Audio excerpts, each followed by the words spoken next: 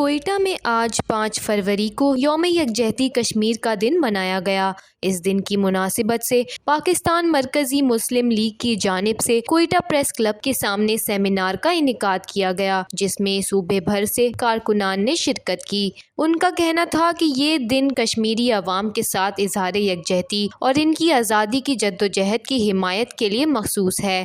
اس دن کا آغاز 1990 میں ہوا، جب پاکستانی عوام اور حکومت نے فیصلہ کیا کہ وہ اپنے کشمیری بھائیوں کا حق خود ارادیت چھینے جانے پر اپنی آواز بلند کریں گے اور مقبوضہ کشمیر میں بھارتی ظلم و ستم کو دنیا کے سامنے اجاگر کریں گے۔ پورا پاکستان، بالخصوص بلوچستان، کشمیر کی عوام کے ساتھ کھڑا ہے۔ ان کا مزید کہنا تھا کہ یہ دن ہمیں اس عزم کی تجدید کا موقع دیتا ہے کہ کشمیری عوام کی جائز آزادی کی جدوجہد میں ان کا ساتھ دیا جائے۔